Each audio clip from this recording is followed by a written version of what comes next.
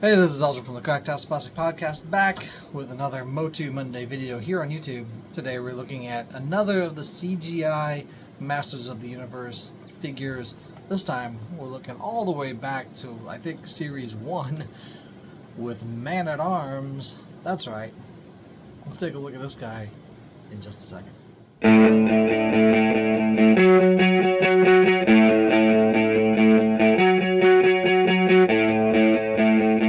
Alright, we're back. We got the figure off the card. And before we look at the card and the figure, be sure to like and subscribe, hit that bell for notifications so you know when a video like this comes out, which will be on a Monday for MOTU Monday.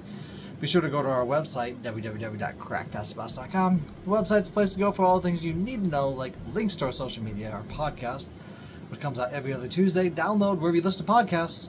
Our sponsor, Toy Hacks, at toyhacks.com. Every month we have a caption contest to give away a $5 coupon to Toy Hacks, so be sure to check that out, comment so that you can win $5 to toyhacks.com. We also have Amazon wish lists on our page. Be sure to check that out. If you felt so generous as to get us something from that list, then we would do a video like this, give you a shout out, say thank you, and show everyone what you got us.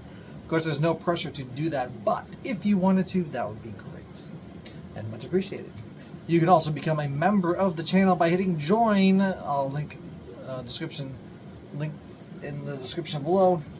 For 99 cents a month, you can be a member and get special perks like emojis, special emojis, super chats, and much more. So check that out, along with our merch and bios, much more at www.crackedplastic.com. There it is. All right. Looking at Man-at-Arms. From the CGI Netflix TV show, ran for about 3 seasons, and they had a bunch of figures out, more marketed toward the for kids. It was kind of more of a kids show, but it was actually a pretty good take on the Masters of the Universe, and the figures were fairly inexpensive and kind of harkened back to that kind of less articulation and using your imagination while playing with the toys. So they're very cool, and I'm kind of going through those of the ones I've collected in the last year or so now. Alright, I think I got this for Christmas. I believe it was Christmas from my wife, Amanda. And here's a look at the back of the card. So it shows him in a couple action poses there. There's a cross-out with He-Man and Skeletor, which we've talked about those before. Look for them in a MOTU Monday playlist at some point, but swinging around, he can swing his mace around. Of course, this version of Man-at-Arms is when he has the power. In this version of the show, He-Man can give the power, and he can transform his friends as well as himself, from Prince Adam to He-Man, and basically Duncan to Man-at-Arms. On the front, it also comes with, a little power attack. That's what the action feature is, and of course the logo as well, new logo. So let's take a look at the figure of Duncan, or Man-at-Arms, really Man-at-Arms. Here he is here, kind of this, pretty much what he looks like on the show, kind of this kind of orangish gold color, kind of a big shoulder with translucent plastic as well, and he does have a translucent plastic face shield, but you can kind of see his face in there as well. Of course, on the show, that shield comes down over his face. You can't really, you can kind of see, I was like trying to pry open under his mask there. I kind of wish it would come off, but they have it on there. You can kind of see underneath there as well. There's a space under there. So, but yeah, he does have a tag action feature, I guess. If you pull his arm, he can attack like that and forward as well. There is kind of a springy action to him as well. He does come with a weapon, of course, his mace that he's always had in the cartoon comics, but this is just kind of a beefier version of it with some translucent purple plastic around that kind of goldish orange colored handle as well. There it is there. Looks really good with the light behind it as well. but just another cool version of that.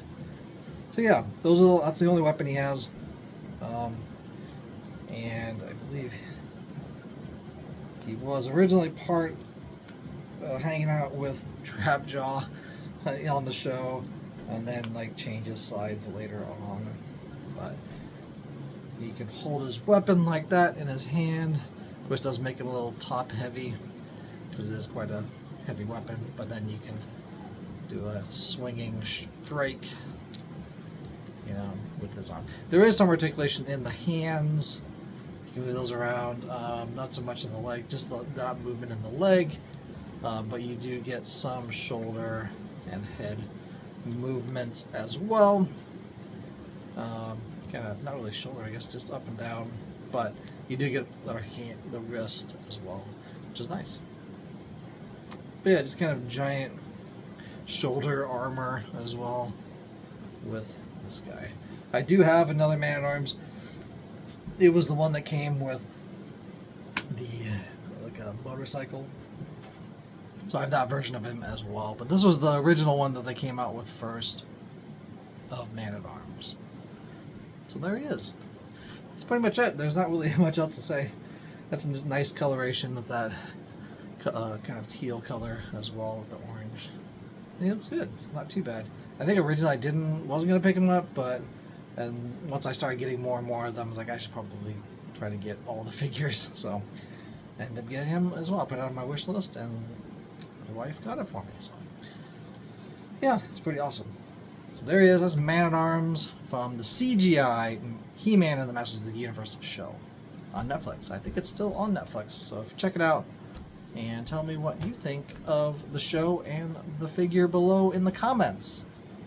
And I will try to respond to them. Alright, this has been Man-at-Arms saying see you later. I've been saying ciao for now.